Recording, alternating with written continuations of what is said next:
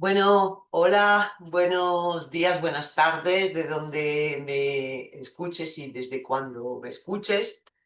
Yo soy Cristina Quijera, responsable del proyecto Menopausia Rebelde. Este es el podcast de mayo 2026. Estoy aquí hoy en Villa Capulla, mi cortijo, mi proyecto de casa de descanso que puedes venir a visitar cuando quieras. Y hoy vamos a hablar de niebla mental, vamos a hablar un poquito de cerebro femenino y cerebro masculino, vamos a hablar de muchísimas cosas, pero antes que nada me gustaría invitarte a visitar la página de menopausiarebelde.com y que te acerques un poco al proyecto, veas de qué se trata, porque no es solo este podcast. Tienes la posibilidad de hacerte suscriptora, por un lado, para apoyar este proyecto así con una aportación económica bastante barata y otra un poquito más elevada, pero que te dará también la posibilidad de tener, aparte de los episodios exclusivos para suscriptoras que tienes también en la primera suscripción, en esta que se llama Mega Rebelde, podrás ser parte de la comunidad rebelde y asistir a las mentorías en directo, que tenemos 10 al año y que reúne a profesionales de este temazo que es nuestra menopausia, mirando con un amplio abanico, como ves ahí, mirándonos al espejo, como ves ahí, y tratando todos los temas que nos interesan. También si eres mega rebelde tendrás la posibilidad de asistir a las reuniones que tenemos para determinar entre todas qué temas nos interesan, tanto para el podcast como para estas mentorías, porque realmente me interesa mucho saber qué queréis e intentar dároslo. Así que nada, ¿de qué íbamos a hablar hoy? A todo esto, no me acuerdo. ¿De qué íbamos a hablar? Ah, de niebla mental. Es verdad, de niebla mental. Bueno, voy a mirar mi guión porque necesito un poquito aquí de apoyo. Mira, yo me acuerdo perfectamente cuando tenía eso, pues como unos 47, 48, ya hace 12 años casi, que, bueno, salía por un lado de una ruptura romántica, que ese temazo del amor romántico y de la menopausia lo vamos a mirar en algún episodio con más tranquilidad. También, por otro lado, bueno, pues estaba como, notaba como un pensamiento rumiante, obsesivo, ¿sabes? Como, hay mucha actividad mental. Y por otro lado también, típico ejemplo, ¿no? Que hacía una operación bancaria y me pedía un código de 4 cifras, me iba al SMS, miraba los mensajes, memorizaba el código, volvía a la página del banco y en blanco, del banco en blanco. En blanco, volví a repetir otra vez, y como yo soy muy terca, también decía, no, me tengo que acordar y tal. Bueno, al final tenía que copiar y pegar o escribirlo en algún papel para poder poner el puñetero código. En esa época no se hablaba mucho de niebla mental asociada como término asociado a la menopausia y bueno, pues nada, pues fui tirando, ¿no? Y años después sí que apareció y entonces, bueno, pues ya entendí lo que me estaba pasando era esto.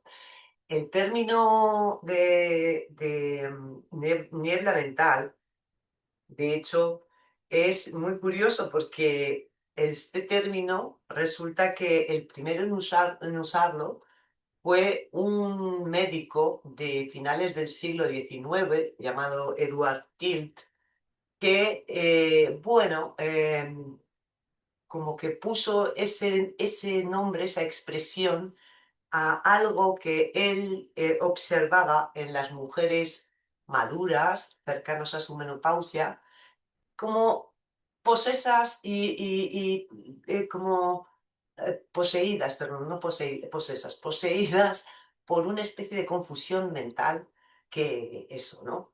Y que dijo, pues esto es niebla mental. Vale, ese término dentro de esa esfera, digamos, de las mujeres y de sus cosas, desapareció porque, claro, se inventaron histeria, que tenía mucho, mucho más, ¿sabes? Como que lo abarcaba todo, es una histérica y ya está, y pro. Y reapareció en el siglo XX dentro, sobre todo, de la neurología y estaba asociado, pues, por ejemplo, a fibromialgia, a lupus, al síndrome de fatiga crónica, a hipotiroidismo, condiciones que son muy diferentes entre sí, pero que compartían este mismo síntoma, la sensación de tener la cabeza pues entre algodones, pensar con muy poca claridad, de buscar una palabra y que no te viene, y estas cosas, ¿no? Luego llegó la pandemia en el 21 y con el COVID persistente, pues se popularizó mucho la expresión niebla mental.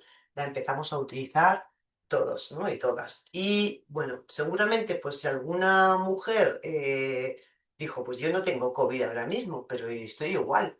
Y dijo, pero tengo la menopausia. Y entonces, bueno, pues lo compartió por las redes y dijo, venga, yo tengo niebla mental. Y volvió a utilizarse dentro de esto y ya las ginecólogas también lo utilizan, aunque muchas no están del todo de acuerdo con esta expresión, por lo que he hablado con algunas.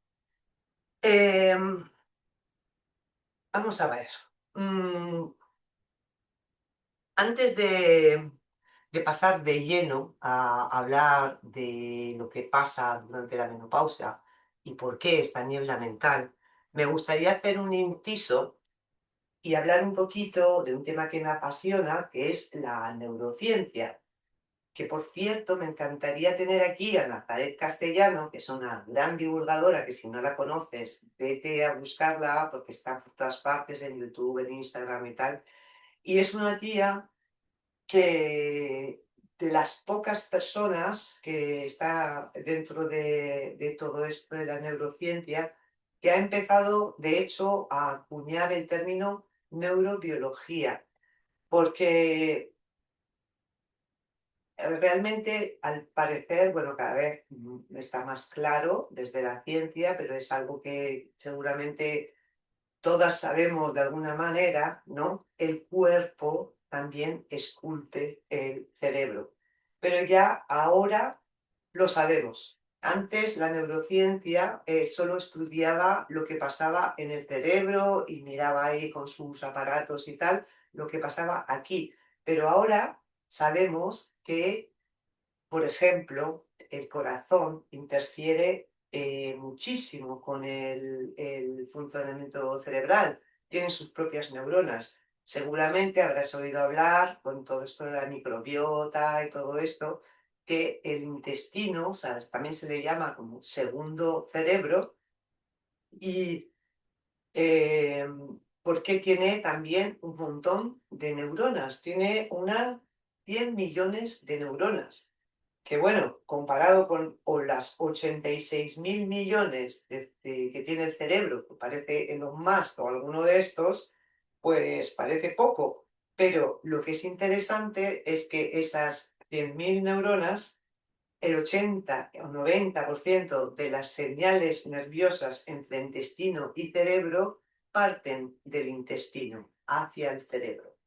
Es decir, que el intestino, perdón, habla con el cerebro, le da órdenes o más que nada le envía, ¿no? Sensaciones de, oye, mira tú, que algo está pasando por aquí, tararán, ¿no? Otra de las cosas también es que el 90% de la serotonina de nuestro cuerpo se produce en el intestino. O sea que la felicidad literalmente está en nuestras tripas. Pero hablando de cuerpos femeninos y de órganos, relaciones de órganos y cerebro, el útero, por ejemplo, está empezando a estar seriamente estudiado, porque claro, hay cada vez más mujeres ahí científicas que están mirando el cuerpo también con vagina, el cuerpo con útero, y están descubriendo cosas absolutamente fascinantes.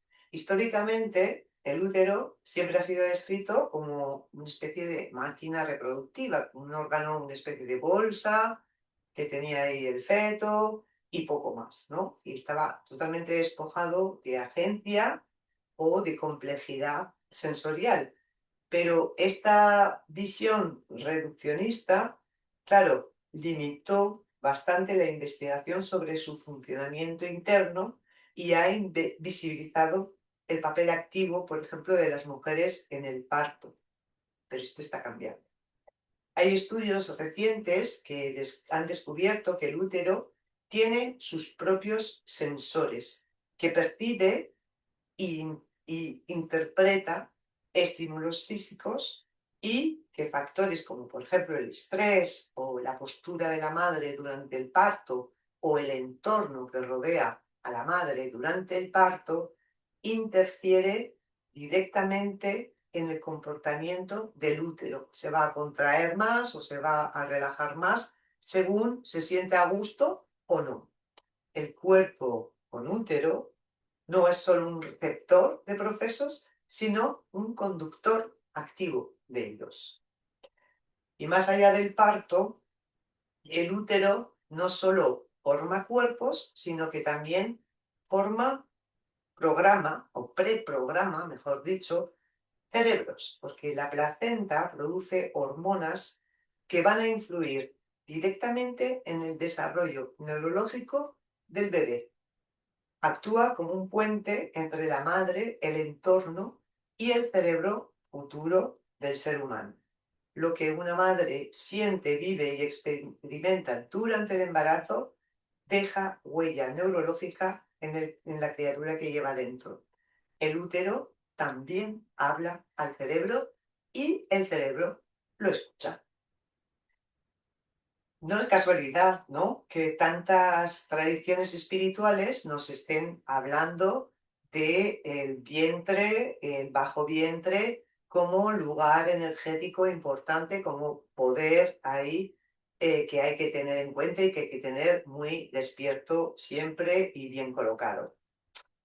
Bueno, ya que estamos hablando de órganos que hablan al cerebro y de órganos femeninos o de órganos de cuerpos con útero, vagina y clítoris, pues no podemos dejar de mencionar este último, porque resulta, bueno, sabrás, ¿no?, que el clítoris es uno de los órganos que menos se ha estudiado. De hecho, su anatomía detallada, o sea, es prácticamente desconocida hasta principios de este siglo, del siglo XXI.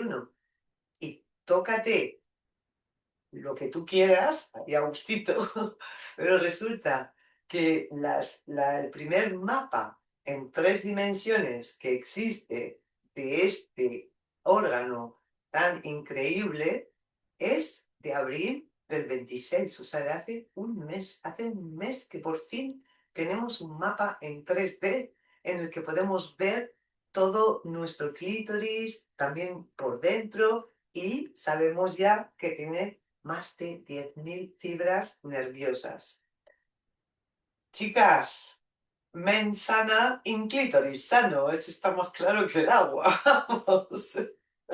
En fin, por cierto, de clítoris, placeres y menopausia hablaremos en septiembre, tanto en el podcast como en mentoría especial con Laura Cámara del equipo de Ginesex de Granada, que son unas cracks que están haciendo muchísimo por la sexualidad femenina y que estará con nosotras tanto como entrevistada en el podcast como luego para dar una mentoría a las suscriptoras mega rebeldes, que este mes tienen a Cristina Treviño, que es otra matrona, porque Laura también lo es, otra matrona increíble que estuvo en el podcast de abril hablando de muchísimas cosas, del papel de la matrona dentro de todas las etapas sexuales de la mujer, no solo del embarazo y el parto, y va a hacer una mentoría especial que se llama Consulta a tu matrona. Es decir, vamos a poder preguntarle lo que queramos y nos va a contestar desde esta postura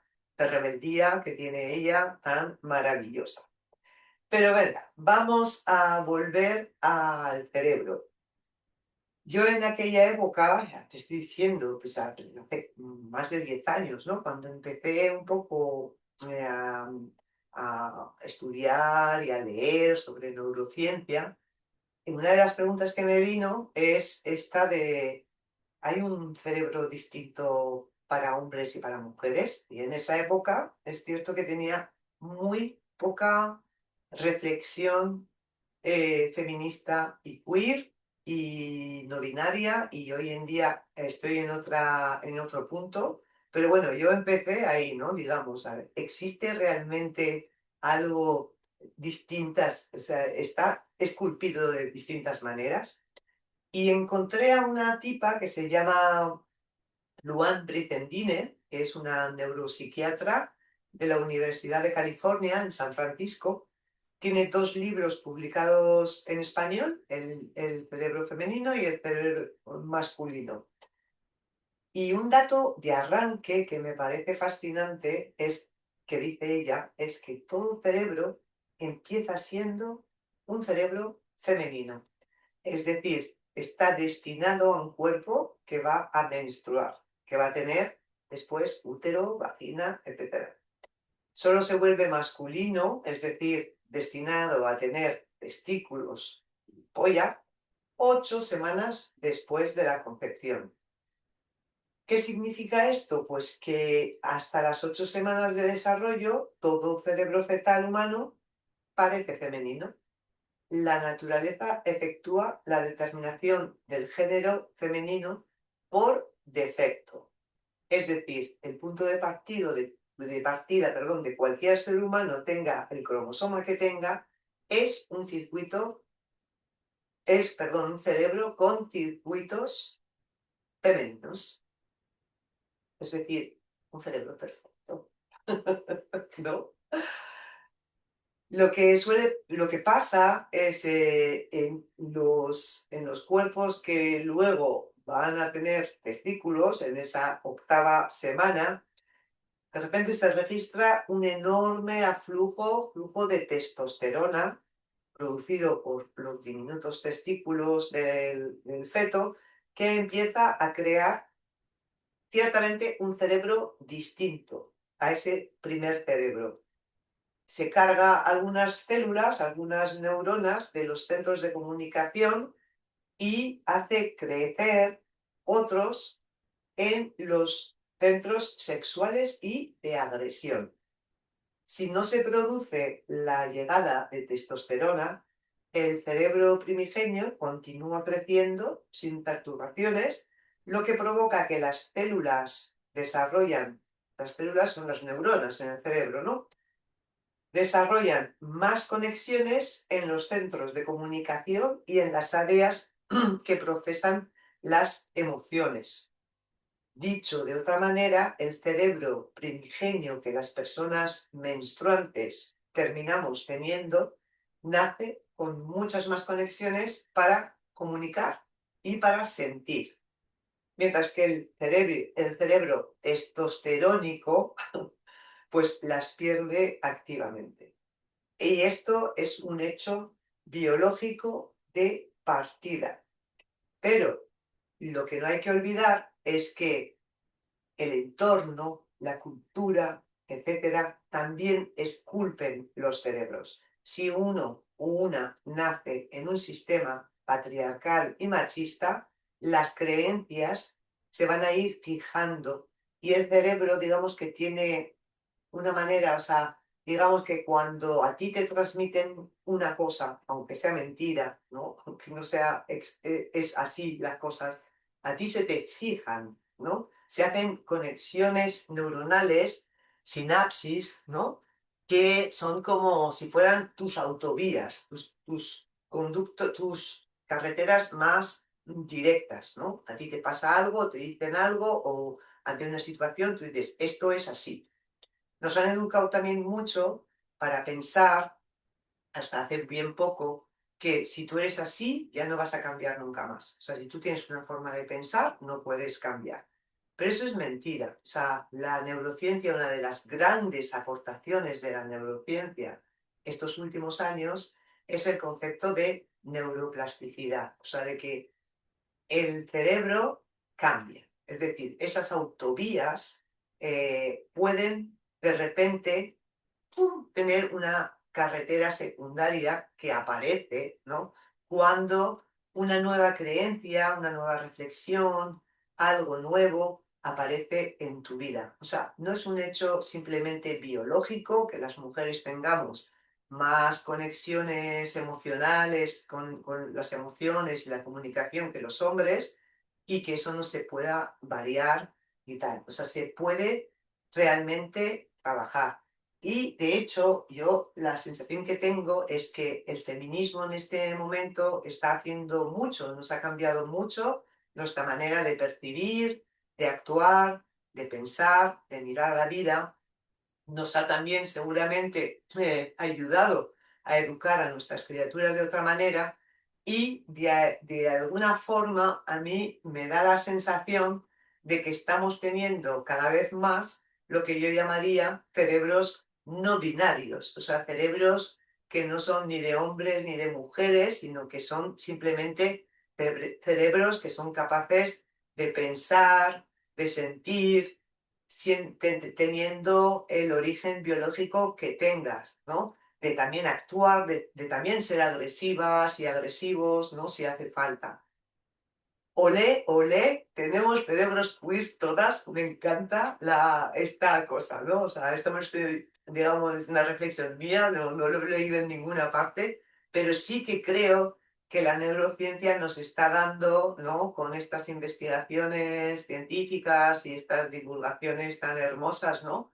Por un lado, eso, como devolverle al cuerpo la agencia en también la forma de pensar, la forma de estar en el mundo y al feminismo también como algo que puede realmente cambiar literalmente el cerebro de las personas, porque efectivamente el cerebro, lo repito, es plástico, es moldeable, podemos cambiar de formas de pensar. En fin, me parece realmente increíble, ¿no?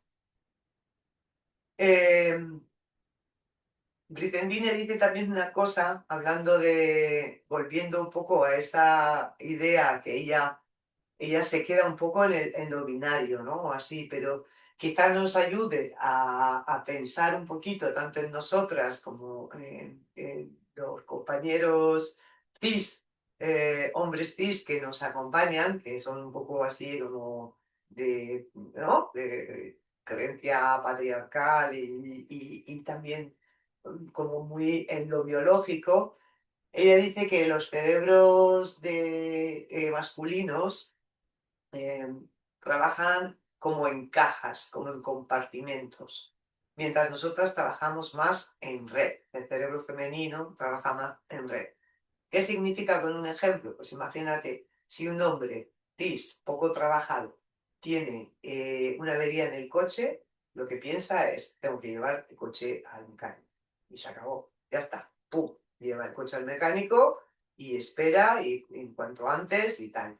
Una mujer, si tiene que llevar el coche al mecánico, empieza a pensar, ¿cómo voy a hacer yo para llevar a los niños a sus actividades preescolares? Hacer la compra, ir a esta cosa, este fin de semana que iba, o sea, como que pensamos mucho en red, desde una cosa, ¿sí? Como que la abrimos a un montón de situaciones que se generan en torno a este acontecimiento primero, que es la avería del coche. También fijaros cómo nosotras seguimos también pensando eso, qué voy a hacer con los niños, la compra, no sé qué, bla, bla, bla. Todo cosas que tienen que ver con cuidar a los demás, que es algo, bueno. que no tiene tanto que ver con el cerebro, porque el cerebro no nos está dando nada de cuidado, de responsabilidad mayor sobre los cuidados, sino que es el patriarcado el que nos ha metido esto en el cerebro y que hay que utilizar esa agilidad neuroplástica que tenemos para cambiar esas creencias y esas maneras de ver. En fin, otra cosa que sabemos nosotras por experiencia es que ya de por sí, eh, que bueno, que viene un poco como a apoyar lo que acabo de decir, ¿no?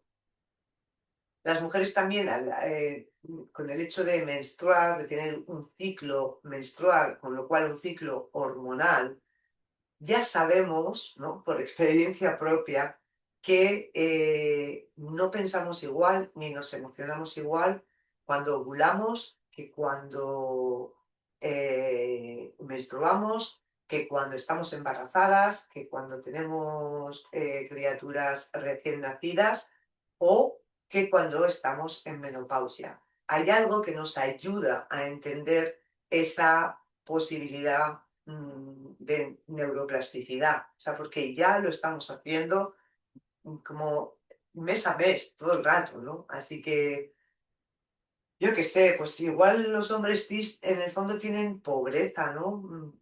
Mental y pobreza emocional.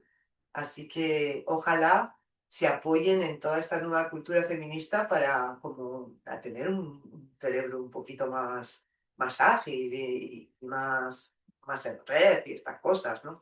Que puedan como despertar todo ese lado femenino que seguro que lo tienen, ¿no? Bueno, eh, ¿qué más os quería contar? Bueno, quería volver ahora sí primero al tema de los estrógenos, ¿no? Y cómo influyen, claro, esa caída del estradiol, porque cuidado que no estamos perdiendo todos los estrógenos. Revisa el podcast dedicado a los gimnasios y al ejercicio de fuerza, en el que hablo un poco más detalladamente, pero de todo este tema de los estrógenos, pero que sepamos que el estrógeno que realmente perdemos en cantidad, porque no perdemos que se va del todo, sino que puede seguir habiendo algo de estradiol ahí en nuestro cuerpo. Claro, es súper importante porque sabemos ya que participa mucho en la salud de los huesos, en la del corazón y todos los vasos sanguíneos, en la piel, en el sistema inmune, en el metabolismo de las grasas y del colesterol.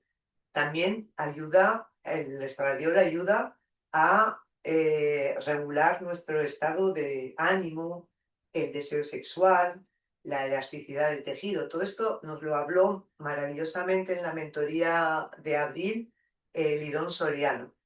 Increíble. Y claro, cuando hablamos de lo que baja durante la menopausia, estamos hablando eso, del estradiol.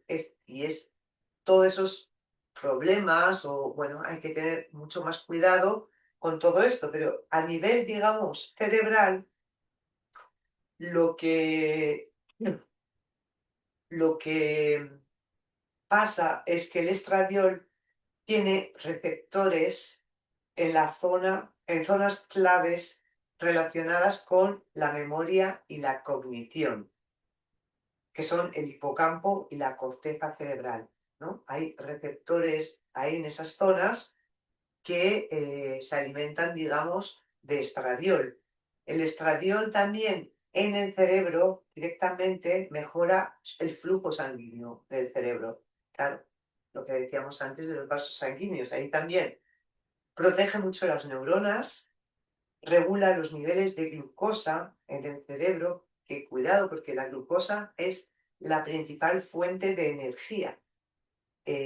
Así que, claro, cuando empieza a bajar el estradiol, también va a ir bajando la glucosa, ¿no?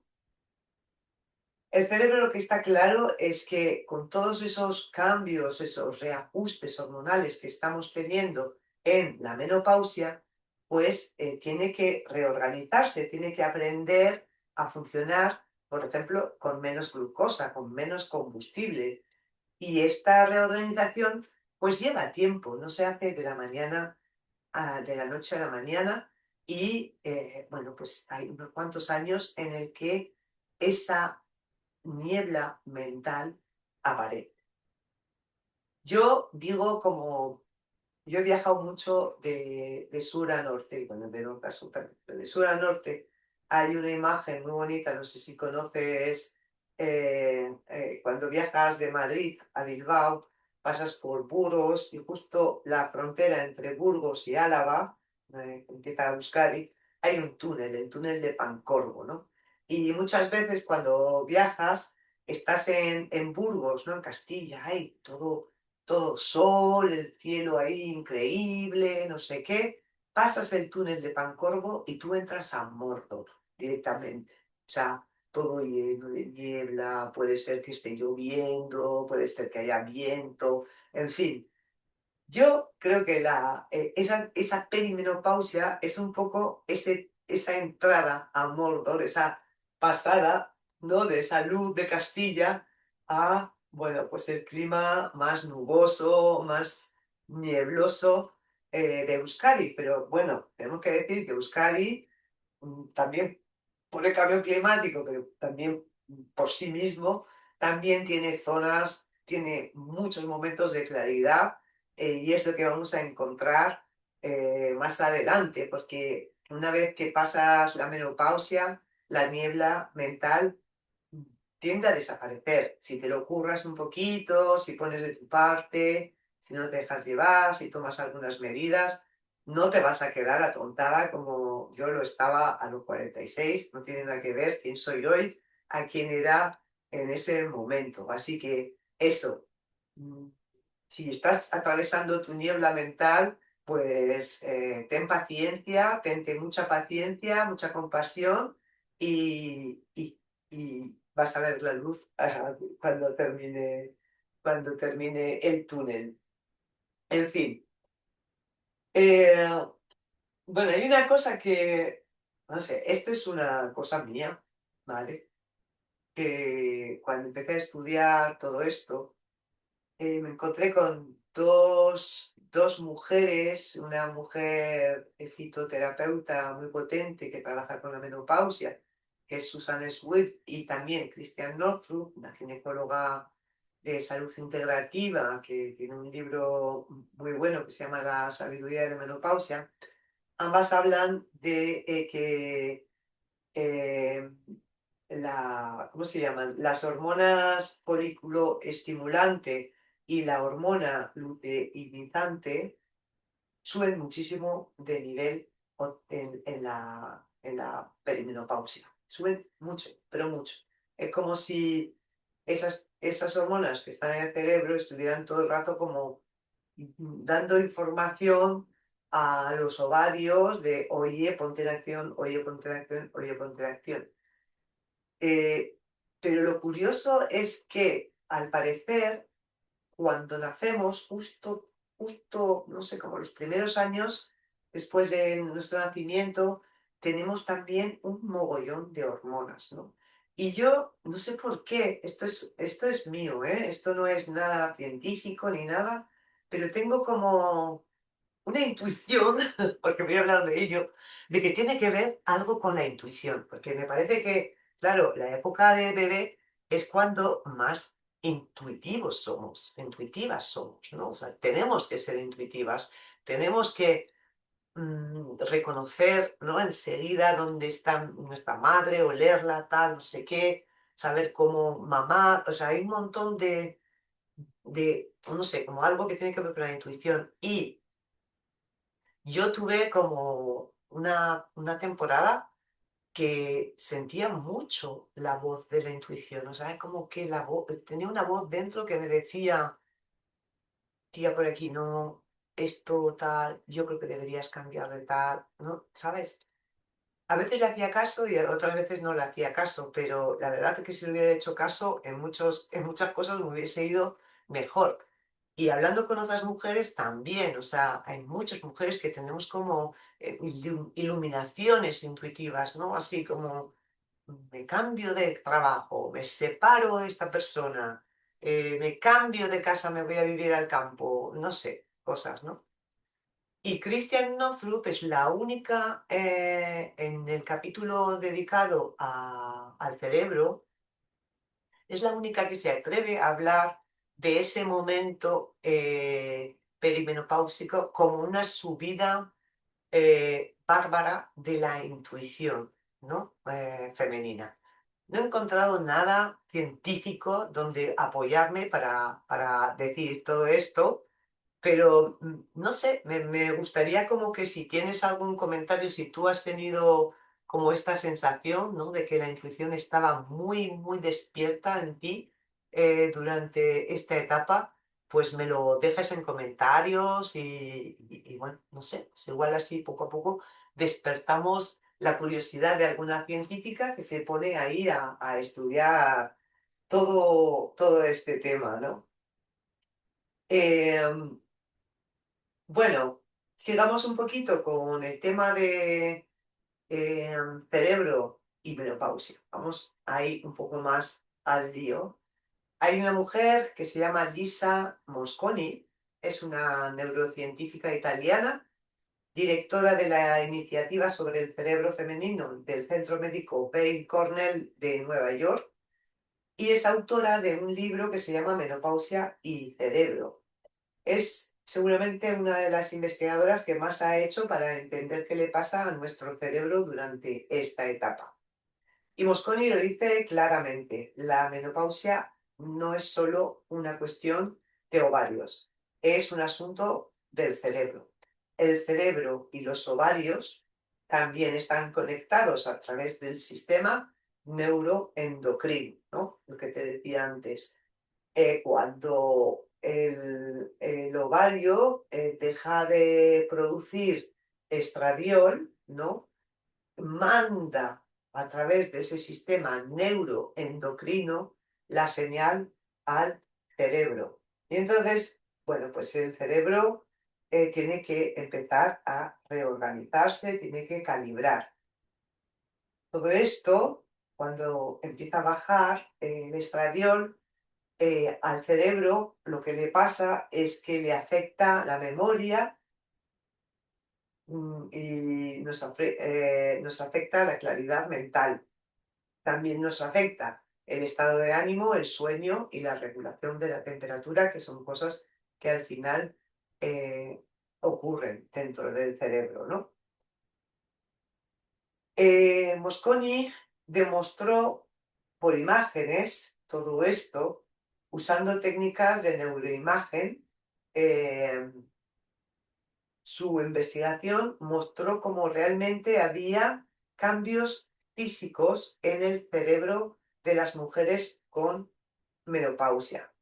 Había cambios químicos reales, o sea, y uno de los grandes hallazgos es que hay una caída de hasta un 30% de la energía cerebral, que tiene mucho que ver con lo que decíamos del descenso, ¿no? De la producción de glucosa para el cerebro, que es su alimento, pues ahí hay una caída también de ñam ñam y estamos con un 30% menos. Entonces, no es una sensación simplemente estoy agotada porque no puedo con la vida. Es que no estás agotada porque tienes un 30% menos de energía en el cerebro, ¿sabes? En este momento. Así que tranquila.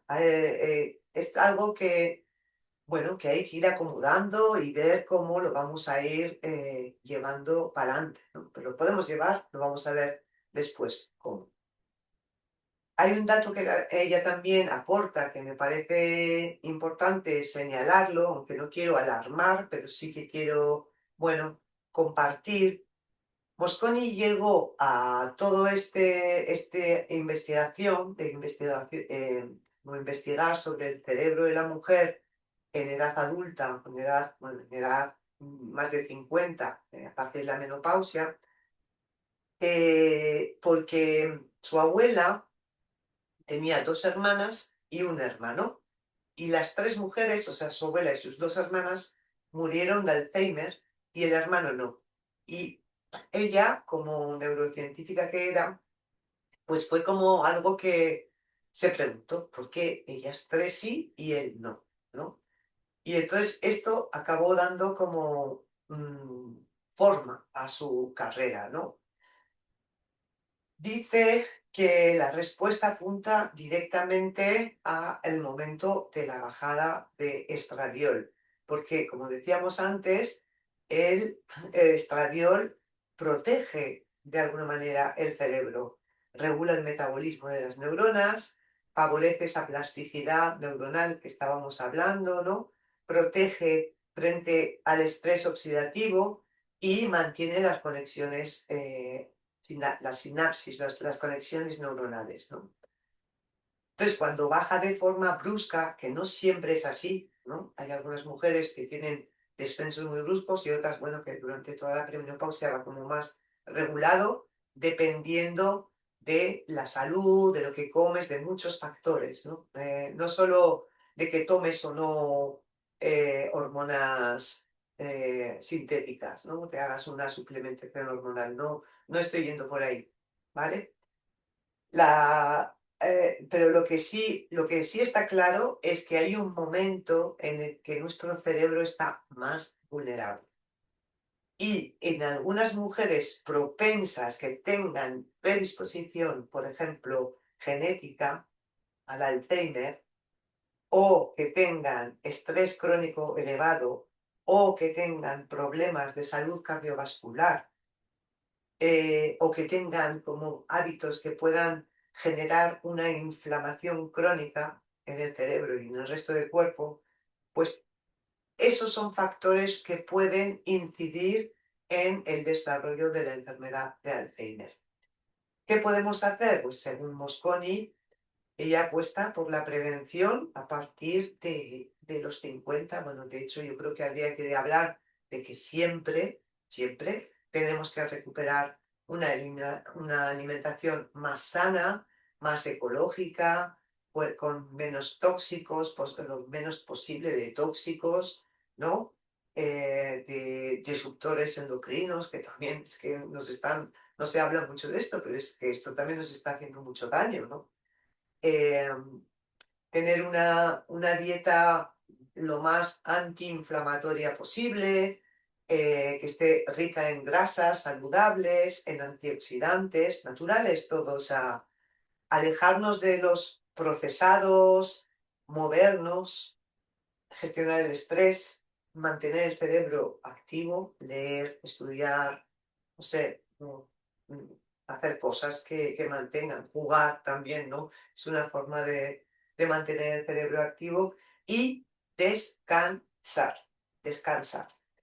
Y esto es importante porque creo que vivimos en una sociedad absolutamente regida por la productividad, por la producción, y muchas de nosotras nos hemos comido con queso o sin él el entrar al mercado de trabajo, de estar en lo social y tal, pero dentro de un sistema neoliberal, capitalista, machista, patriarcal, que nos obliga a dar mucho y a estar muy, muy siempre alertas, con el sistema nervioso simpático disparado, dejando al parasimpático ahí como que el pobre no puede decirnos, oye, mira que tienes que descansar, ya ni le escuchamos, ¿no? Y creo que eso es súper importante traerlo, o sea, que descansar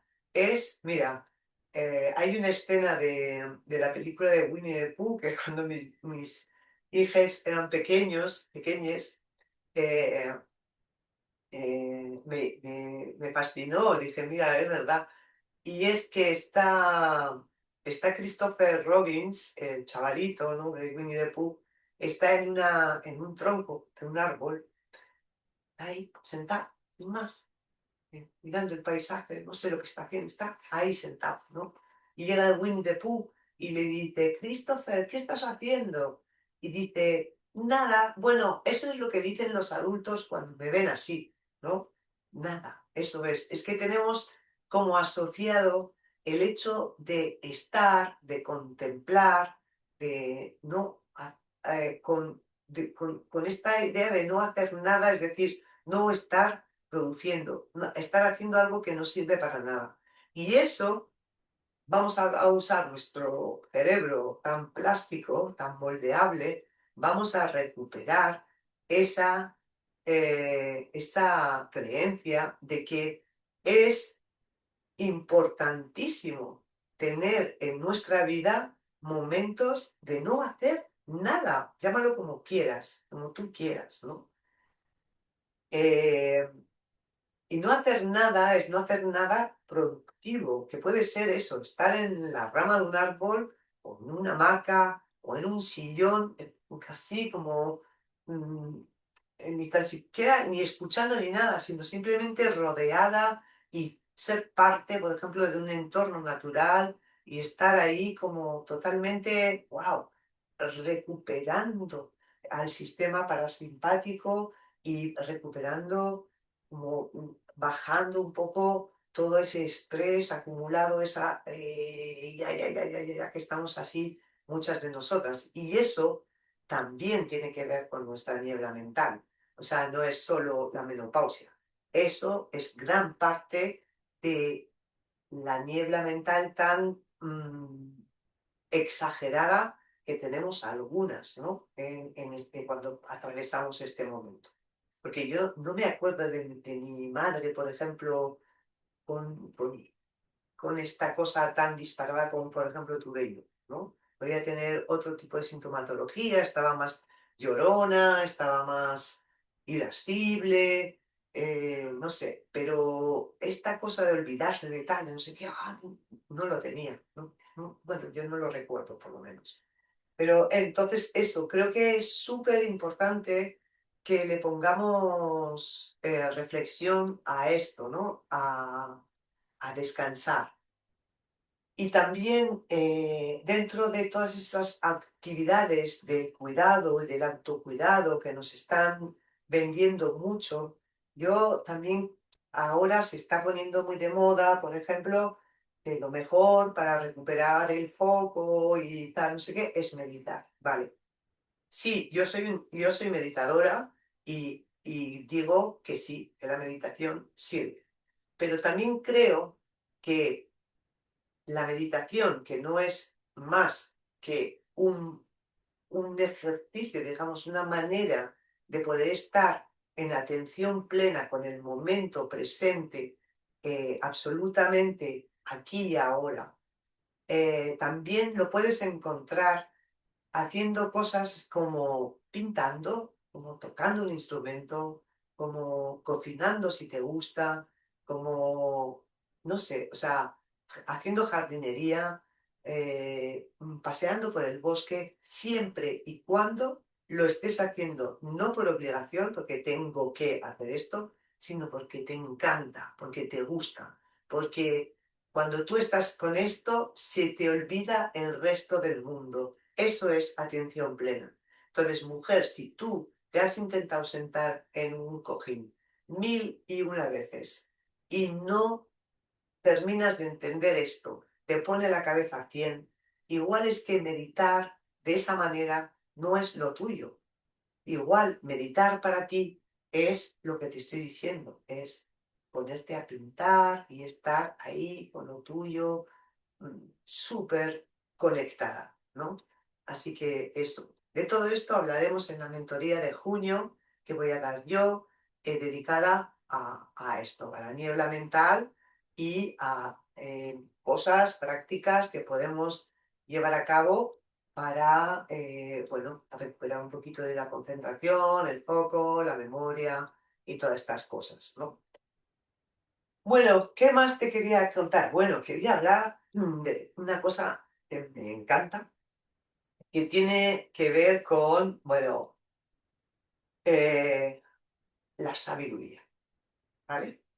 porque he encontrado datos así, más científicos, que me han encantado y que yo creo que nos pueden ayudar a darnos otra visión de este paso por el túnel, entrada a Mordor, que es la niebla mental durante la perimenopausia, para saber qué viene detrás, ¿no? Y resulta que voy a poner las gafas para seguir leyéndote, porque esto lo tengo que llevar.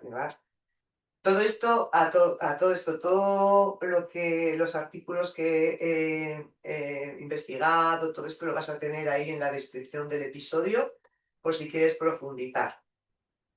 En este caso, te digo que se ha descubierto que el cerebro, a partir de los 50 años, desarrolla algo muy concreto, que es la capacidad de ignorar. Me encantó verlo esto. Hay un filtro cerebral de maduración tardía en el tálamo que con el tiempo elimina las entradas sensoriales ruidosas. Ruidosa significa no solo ruido de sonido, sino aquello que, ¿sabes cómo? Que me está machacando mi hija, mi hijo, no sé quién, mi pareja, el jefe o quien sea ahí taladrando los medios de comunicación también, ¿no? Todo eso son entradas sensoriales ruidosas y lo que hace, digamos, ese filtro cerebral de maduración tardía que empieza ahora, a partir de los 50, pues lo que está haciendo es que te ayuda a ignorar las distracciones y a concentrarte en lo que realmente importa.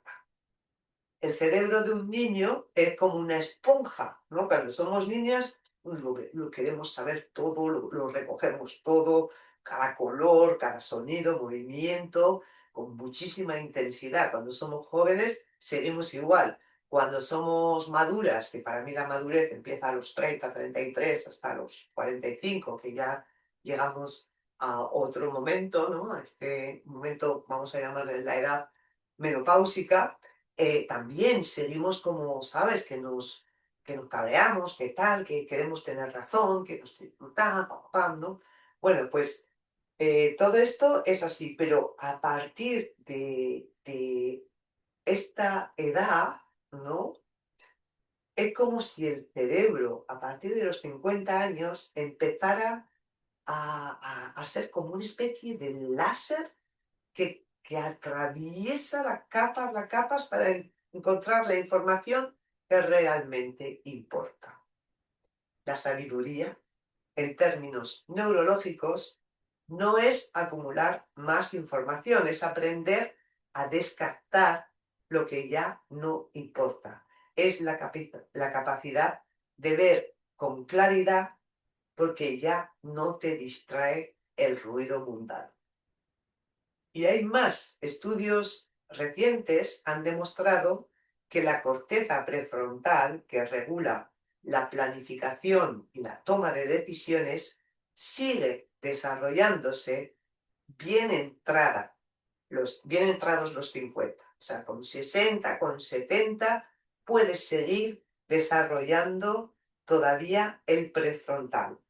A medida que envejecemos, nuestra capacidad para sopesar los pros y los contras de una situación y tomar decisiones acertadas mejora. Lo que perdemos en velocidad y memoria inmediata, lo ganamos en criterio, en perspectiva, en capacidad de tomar decisiones desde la experiencia acumulada. Es decir, que un cerebro después de los 50 no es un cerebro peor, amigas rebeldes, es un cerebro diferente y en muchos aspectos más capaz. Y esto conecta directamente con lo que decíamos antes sobre la intuición. Quizá esa voz que se vuelve más clara durante la perimenopausia no es magia, es el cerebro que empieza ahí a hacer sus transformaciones y empieza a filtrar el ruido y aparecen estas revelaciones intuitivas que nos ayudan a tomar decisiones más capaces y más certeras para nuestro propio bien, porque lo que sí está claro es que otra cosa que desarrollamos durante la premenopausia y que es increíble después de la menopausia, en la postmenopausia, es que primero tú y luego los demás. No significa que te olvides de los demás, pero por fin empiezas a ponerte dentro de la ecuación de una situación, ¿no? Ya te olvidas del sacrificio, ¿sabes? De, bueno, no importa, que coman todos, que yo no. No, no, eso se acabó. Eso se acabó. Eso es maravilloso, mujer, no me digas. En fin. ¿Qué más, qué más, qué más, qué más te puedo contar? Pues creo que no te voy a contar mucho más porque creo que ya está todo dicho, ya está todo el tema tratado. Espero que te haya servido. Hemos recorrido muchas cosas hoy y si quieres seguir profundizando en lo que te decía, vas a tener toda la bibliografía ahí abajo. Te recuerdo eso, que este proyecto es un proyecto que llevo yo solita a cabo, autogestionado, libre de publicidades y de nada de esto. Me gustaría seguir así, independiente, poder decir lo que opino tranquilamente y llegar a esa masa crítica de mujeres que vemos la menopausia como algo más que una patología y todas estas cosas. Por eso te pido apoyo, apoyo económico, para que este podcast pueda seguir mejorando, porque seguir va a seguir sí o sí, aunque sea una precaria, seguirá. Pero si podemos mejorar un poquito, pues el sistema de grabación, por ejemplo, o poder comprarme un mejor micrófono, este tipo de cosas, pues estaría muy guay.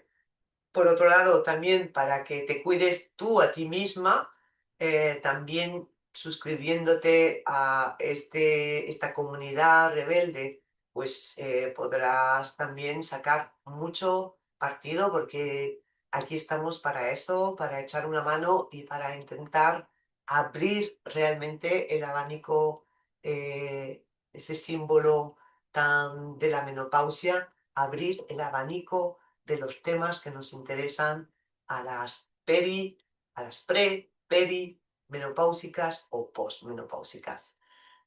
Aquí te dejo, nos vemos en junio. En junio vamos a hablar de arte y menopausia con una mujer artista, ¿no? Que ha hecho una cosa muy chula en referencia a su paso por la menopausia. Estoy hablando de Yupsi Ramos, perdón, y vendrá a visitarnos en junio. Estaremos ahí para el último episodio de esta tercera temporada. Gracias por estar aquí, gracias por difundir. Si se te ocurre ahora mismo, uy, le voy a mandar a mi prima, a mi tía, a mi amiga, al grupo de WhatsApp que tengo con mis colegas y tal, por favor, comparte porque tú eres mi algoritmo. Nos vemos en junio, que la rebeldía te acompañe. Chao.